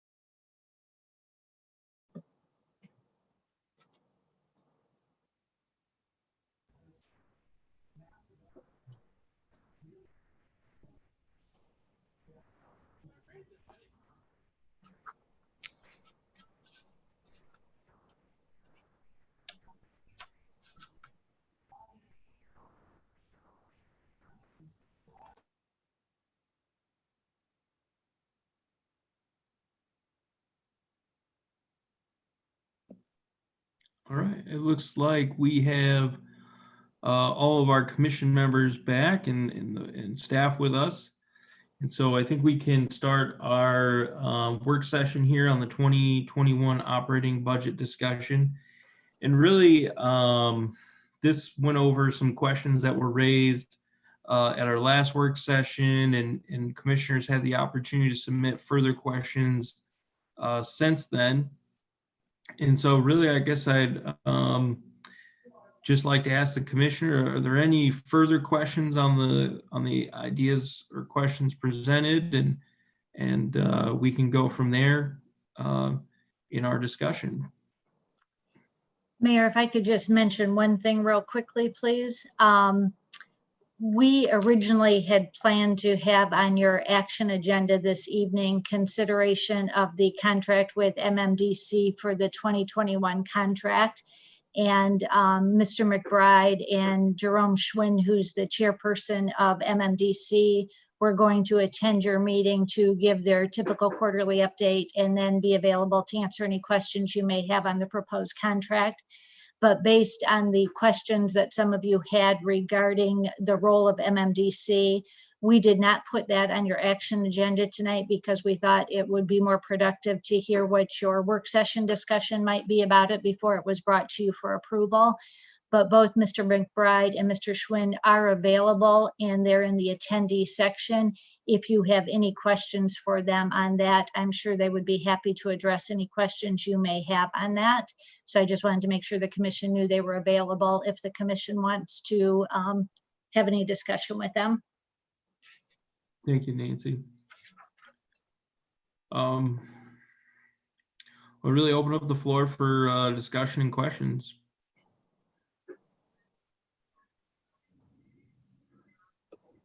Lori? First, want to thank staff for putting the questions in that I had 2 weeks ago in the work session packet. I appreciate the answer 2 weeks ago, and then of course in writing in case anyone missed or wanted to reread that information. So, but you can see my concerns of the Economic Initiative Fund. I would like that fund replaced or replenished, I should say, in case we can come together and find a good use for that money that could benefit community-wide instead of a parcel or individual development. I also would like to ask Mr. McBride to keep in mind that, of course, we are hopefully going to be establishing an authority that works together to bring about millage to the voters to pay for the construction of a swimming pool if the voters decide that and we approve that. But if to keep in mind, or with all of his connections through Lansing, being a previous legislator, and through MEDC, if there is any monies available to help us get a community pool or the monies to develop a community pool. And that would be very helpful and across the board for many community members if there is monies or grants available through the connections that he works with. So I guess we, if Jim would like to come in and say a few words, or.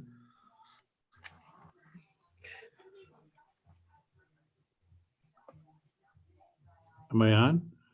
You are, Jim, yep. Oh, okay. Thank you, Mr. Chairman, and thank you, Commissioner.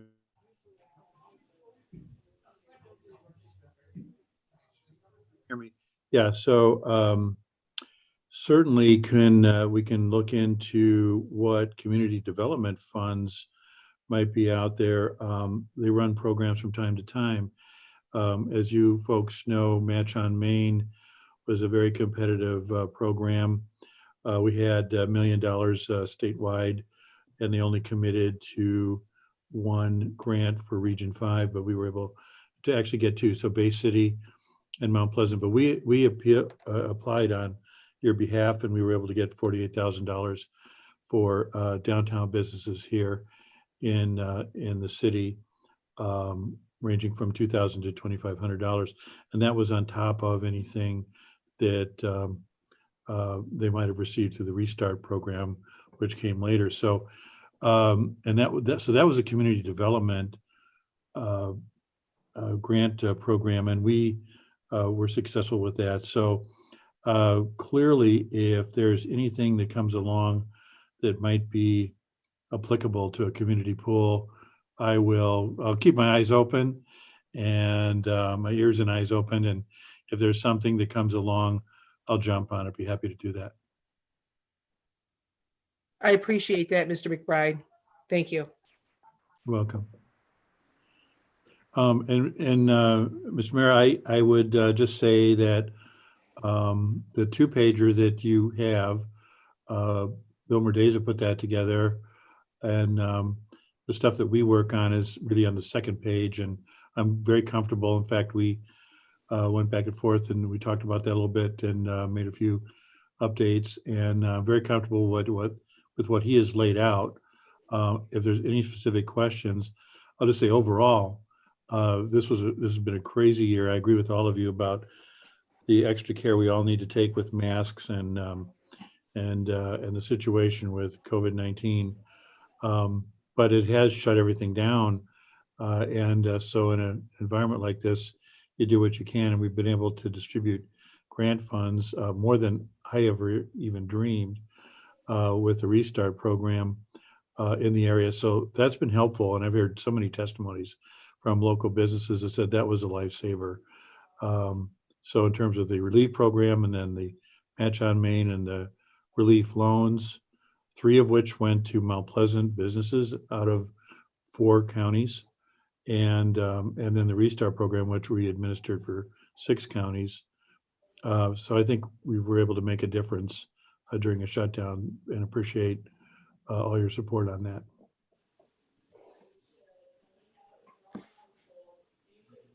I'd just like to thank Mr. McBride.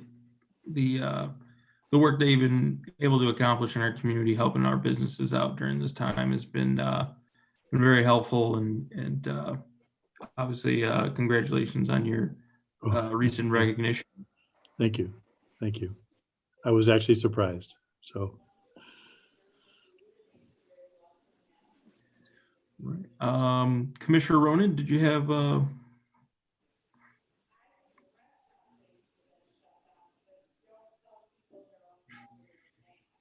Yeah, just real quick, I just didn't understand. I mean, I appreciate the explanation of those funds and keeping them unassigned. I'm in favor of continuing them to be unassigned to see whether or not we need to use them in some manner over the next year or so, given the current pandemic and the economic stuff. So are we talking about that now, whether to keep them unassigned or assign them? Or I mean, I don't think I would say continue with them the way they are unassigned. And are we deciding on something for the MDAC? I would say continue to fund them too. So I mean, I don't, but. Yeah. Yeah, in answer to your question, Commissioner Ronan, before we wrap up the work session tonight, we will need some guidance from you on the assignment of those funds that for the payback of the Mount Pleasant Center, because we'll need to incorporate that into the budget resolution that you will consider at your next meeting. Right. So we would like to bring one to you that the majority of you support in regard to that topic. As far as the MMDC contract, no decision is needed tonight. That will be brought for you at your next meeting for approval. But this is an opportunity to ask Mr. McBride or Mr. Schwinn any questions you may have about the MMDC services. And maybe, Mayor, it might be a good idea to separate those two issues. And since Mr. Schwinn and Mr. McBride are with us, maybe we could focus on any MMDC questions first so that we could let them go on to the rest of their evening. And then we could come back to the other questions if the commission would be willing to do that.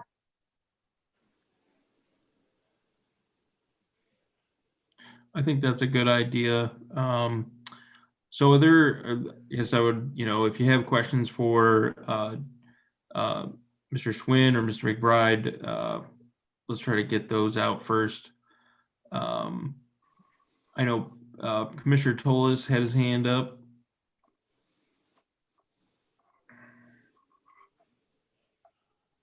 Pete?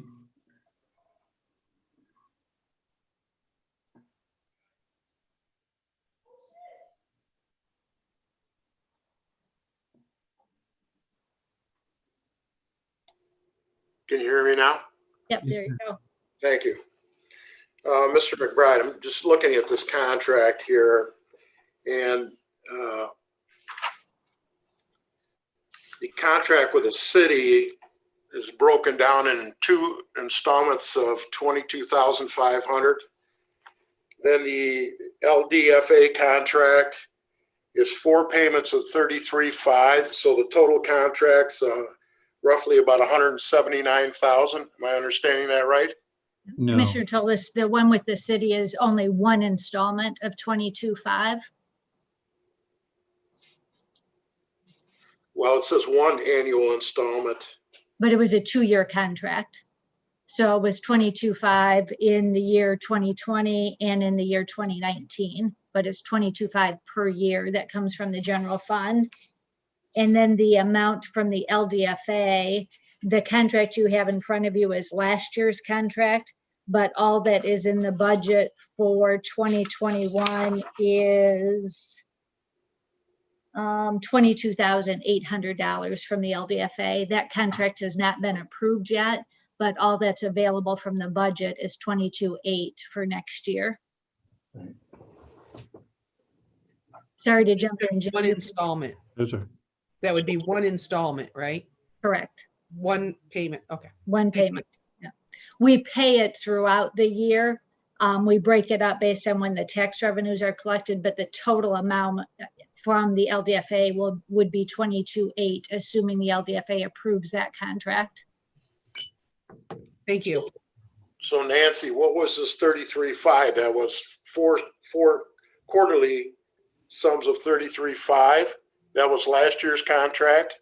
Last year's contract was a total amount of $33.5 from the LDFA. Right, But it was paid out on a quarterly basis. So we paid 1 quarter of it each time, but it was a total of $33.5. Okay, thank you. Mm-hmm.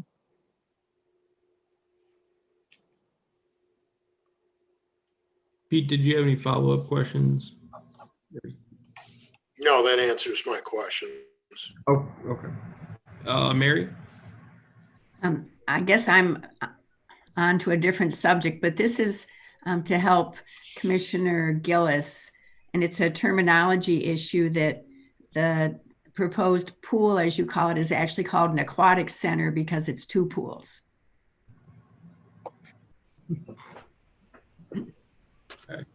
Thank you. I will adjust my reference to that. Thank you. I'll keep my eyes and ears open for opportunities with an aquatic center. Thank you. Do we have any more questions tonight for Mr. McBride or Mr. Schwinn? It seems I'm not seeing any hands up, and so I guess if you gentlemen would like to stay with us, you're more than welcome to. But it seems we're ready to move on, and we'll probably see you next week, potentially when we talk about the contract with MMDC. So, okay. Is that in 2 weeks, so Mr. Mayor? Actually, it's in 3 weeks. It's December 14th. Yeah, December 14th. Yep. Okay, great. Thank you so much. Very well. Thank you so much. Thank you for joining us. I guess at this point, I think Commissioner Gillis has brought up the money going into the general fund versus the economic initiatives fund, and so I know that she has wanted us to discuss this a little bit, and so if there's members of the commission who want to discuss this, I think this is the time to do it. I feel free to start off, and I know Lori has brought this as a concern, and I understand the concern that you want to be consistent and you want to honor that commitment that you made to that fund. But I really do see that staff has outlined that we've got almost $800,000 in that fund. None of it's really earmarked for any plan or spending, and so I feel that's a comfortable balance. And given the the financial situation with the pandemic, I think a little bit of flexibility in our budget is good to have. And if we wanted to spend that money from the general fund on something that would be economic initiative type spending, I think we still retain that right to do that. And so I'm comfortable with staff's recommendation, but certainly we can, I'm open to hear other arguments. So I see Amy has her hand up, so. Yeah, right now, I think that leaving it in the general fund is prudent, considering we are still in the middle of pandemic. We don't know how long this is going to go. We know that we're probably not returning to normal on January 1st. We certainly didn't do it on November 3rd. And we're not going to probably return to normal by the fall of 2021. Just understanding that these funds sitting here gives us a cushion, and it's not like it's literally moving amount of money from, or some digits from one part of the spreadsheet to the other. It's very easy to do. It's not something that if we suddenly come together in April and we say, hey, we're not going to need those funds, let's move it back to that, it's easily done. But right now, for the interest of the city and the ability to help with the regrowth of some of these small businesses, I think that we should leave those funds where they are, just to protect ourselves and protect the city.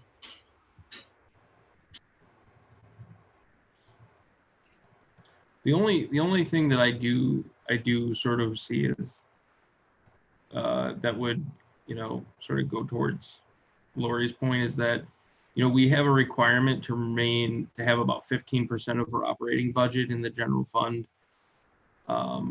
sort of after our operating expenses for the year. And so I do sort of see as like us putting that $200,000 in a way inflates the number that we really have in that fund, in a way that's not really showing, oh, you made more in revenue than you spent, or you grew your coffers by investments. So, but overall, I'm pretty comfortable with staff's recommendation. Lord? Question: if we weren't putting it in the general fund and we were putting it in the economic initiative fund that we had committed to several years ago, not several years ago, it seems like several years ago. Wouldn't we at any time be allowed to shift that money somewhere else if we wanted to?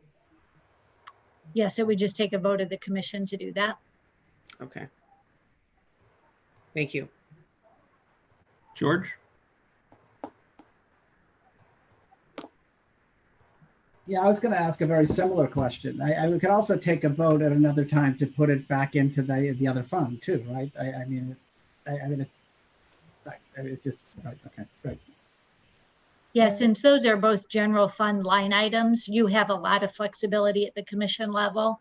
And so you could just by a majority vote, as you pointed out, have the money go either way, from unassigned to economic initiatives or from economic initiatives to unassigned, or you could allocate it toward a project or a program from either one of those. So you really do have a lot of flexibility since both of them are in the general fund.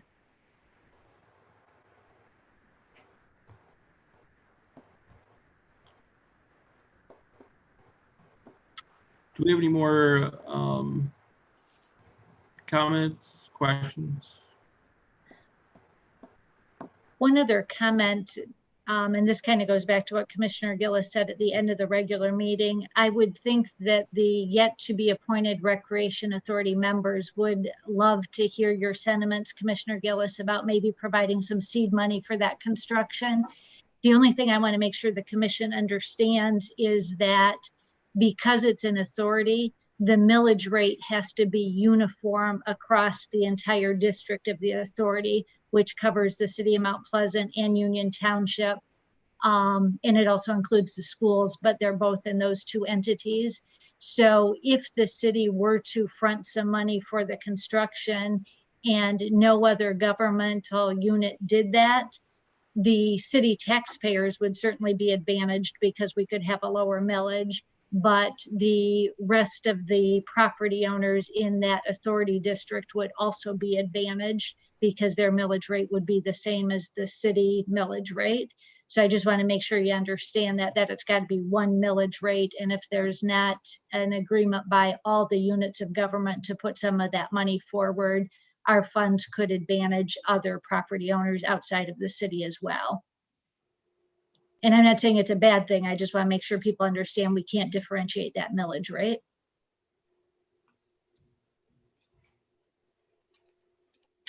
So Mayor, I still do need some direction from the commission about how you want the budget resolution drafted in regard to that $236,000, whether we leave it in the unassigned fund balance as it's currently drafted, or whether you would prefer that we show it in the Economic Initiatives Fund.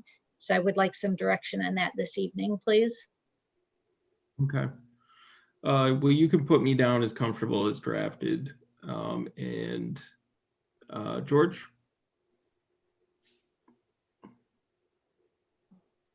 I forgot to take it. I apologize, but you can also put me in the column for comfortable as drafted. And Mary? I'm in agreement with that, comfortable as drafted. Kristen? Also comfortable. Pete? I'm okay with the way it's presently drafted. Okay. And Lori? Minority. All right. Fair enough. And Amy? Yeah, I'm comfortable with the way it's drafted at this time. Okay. Are there any other questions about the budget that we need to discuss tonight, or Pete? I have a couple quick questions. Nancy, on the answer to number 3 about the sod damage and stuff, was all that repaired or partially repaired, or do we know? My understanding is it was all repaired throughout the spring and summer. Some of it may not have taken appropriately. So if we hear from property owners, we could go back and look at it again. But Jason, correct me if I'm wrong. I think all of the repairs were done as far as we know, right? Yes, I believe so. Yep. You know, I find that some of them weren't done on Grand Avenue because I live on that street. So, Okay, we will double check that. and one other question, on the regional center, I see they gave me the DEQ fund balance loan. That was one of the things I was looking for. The other thing I was looking for is a solid figure of what we spent from day one on there, if we can get that somehow. On the entire Mount Pleasant Center? Yes. Okay, we do have a sheet on our website that is through the end of 2019, but we can certainly update that with this year's activity and get that out to the commission. Thank you.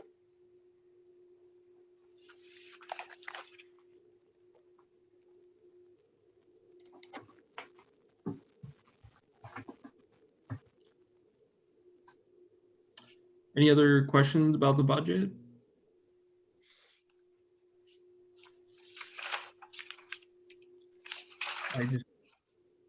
Go ahead, Lori. I know this isn't something that can be accomplished with this budget, but being that we just approved the ordinances, the standards for property, I think we may consider, and you will never hear me say this again probably, but I think we need to consider adding some staff to the code enforcement unit, not only for taking this ordinance on and helping community members come to the standards or help them with whatever improvements they need. But I also think if we continue down this road with grants for our homeowners, not just the west side, but the entirety of the city, I think we may find ourselves that we're strapping them thin, or that they could do a more effective job if they had more personnel, or if one person could be in charge of the grants for neighborhood improvement. And we need someone to help neighborhood associations. I know that's been on their plates too, but I know with the very few staff that we have in that unit, it's hard to get anything going. Their plates are full. We have a lot of work for them to do. I would never be a proponent for adding staff. I know that's an expense. I know that entails defined benefits and insurance and everything else, but I do think that as we go down this road, and if we really want to have neighborhood associations throughout Mount Pleasant, which I think we need to have neighborhood associations in every precinct, that we may have we could be better off if we tried to find monies that we could hire another staff member to help that unit out. Just my thought. You're right, Commissioner Gillis. That is quite a surprise to hear. And I appreciate you never hear me say this. But I was one that was pushing the blight, right? Yeah. And I was one that's always pushing that we need monies to help homeowners out. And so, I feel somewhat responsible for creating more work for already a slim staff that's doing the best job they can. And I appreciate that. I think that we just need some more time to evaluate the real impact on workload, because our hope is that some of these programs, both the grant program and this property maintenance ordinance, may have a positive impact on the amount of workload that code enforcement has over time. So I think we just need a little bit more time to evaluate it before we add that kind of an expenditure to the budget. So we're certainly paying attention to it, and I appreciate your support for it, but I would just like a little bit more time before we take that leap. Understand. Yeah. Thank you. George?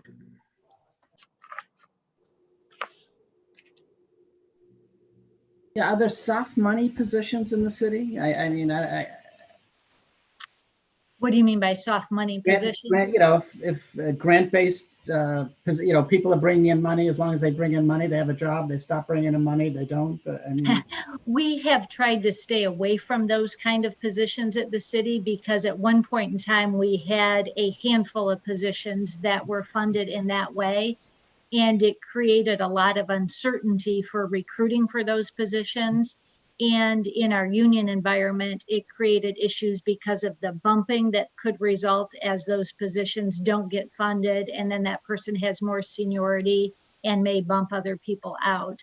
So we've been working over the last years to try to get away from what you would call soft funded positions, so that we had more continuity of our operations.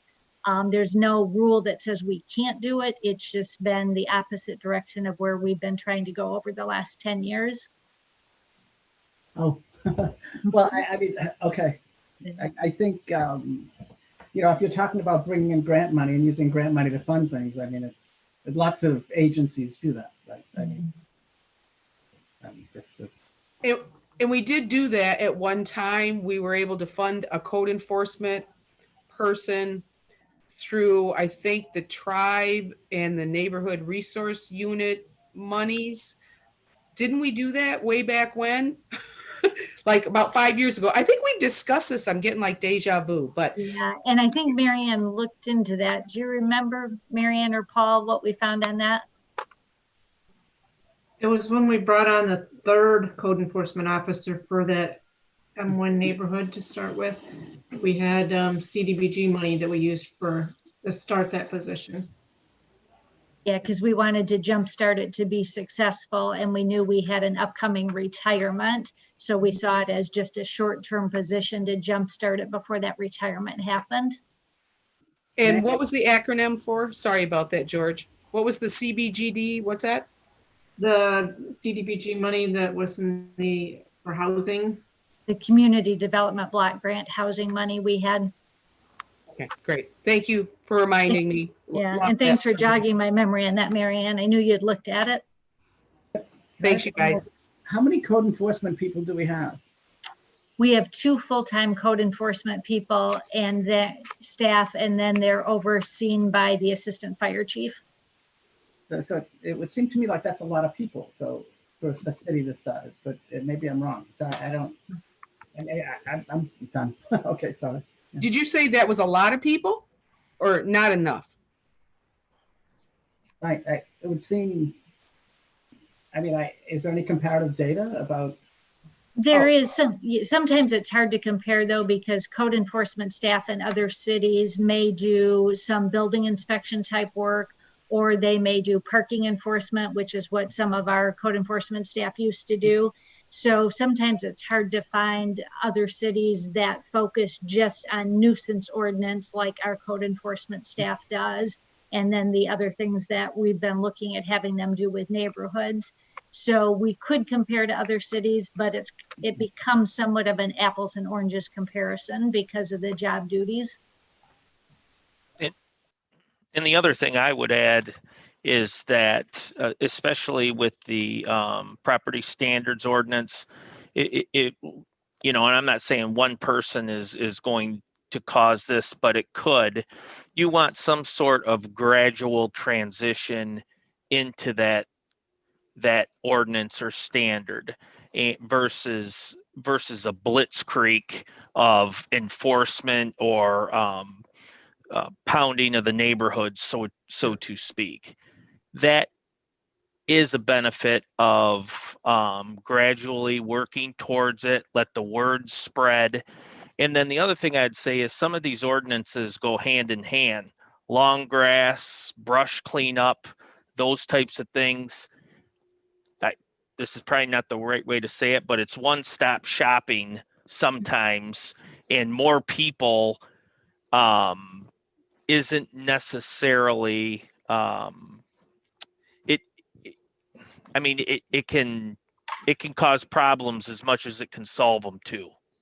So I would agree with Nancy. I would like some time to look into it.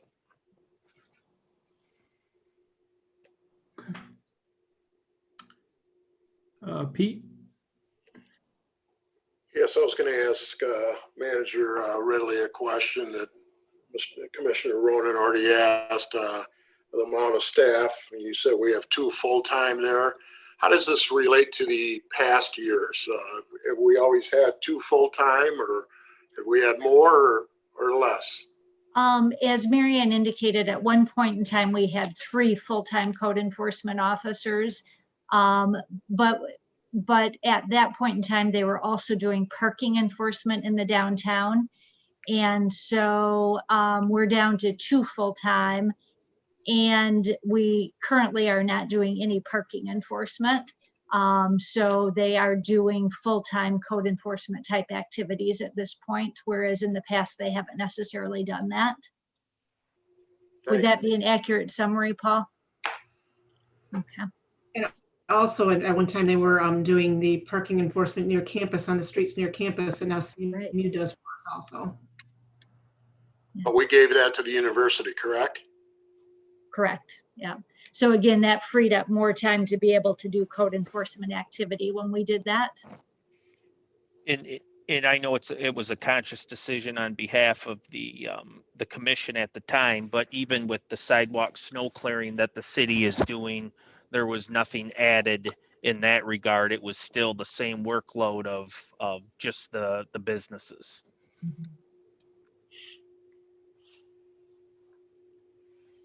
Okay. Any other questions about the budget?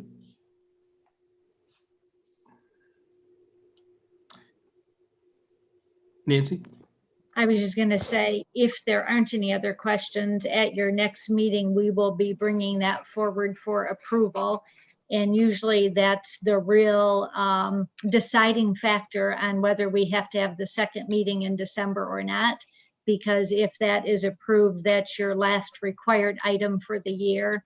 And so we will obviously have other items on the agenda as well for your consideration, but that's the critical one.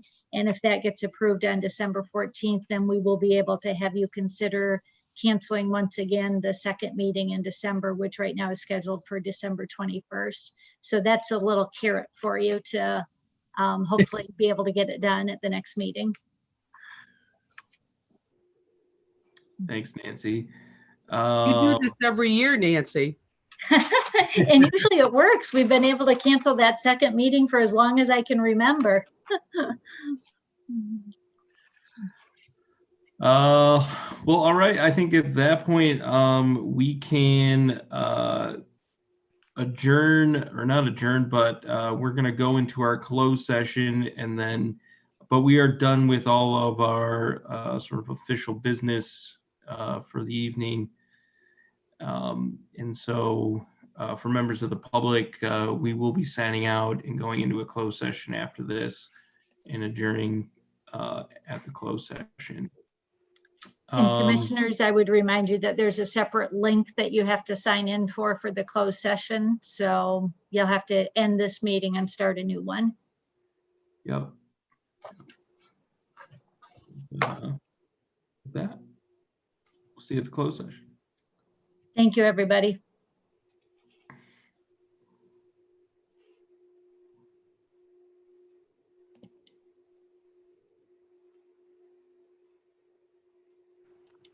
Pete, how you doing? Good, Paul. How you doing, buddy? I'm doing good. You, I've been meaning to get a hold of you. I want to talk to you about my my front ditches. Want to plan a project for the spring, and I just don't know how to go about doing it. Okay. So you doing all right? Yeah, other than I got some problems with my left leg. I've been getting I'm sorry. done, so I got to go back in Friday and have some more tests done. Okay. Is that Chris right there? Yep. Ask him, do I have to be on the closed session? It's about airport matters. I don't think I got a link. I sent it out to SMT on Friday. Hold on. Let me get Commissioner Tolis in here, and then I'll see if you're not in the call, I'll get it to you. Well, that's okay. You don't have to.